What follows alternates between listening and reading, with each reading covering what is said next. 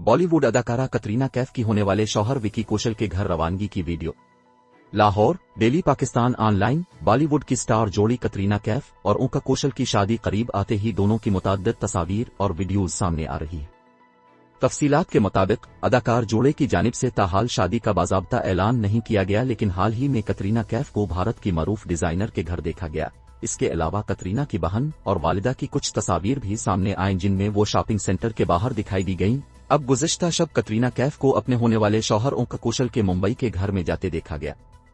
Video देखें। अदाकारा ने सफेद रंग की साड़ी मलबूस की हुई थी और वो अपने अहले खाना के हमरा ओका के घर पहुंची। इससे कबल ओका कौशल भी कुछ दिन पहले कतरीना के घर गए थे, जिस पर भारतीय मीडिया ने दावा किया था कि दोनों शादी की रसूमात और इंतजामात के हवाले से मुलाकात कर रहे हैं।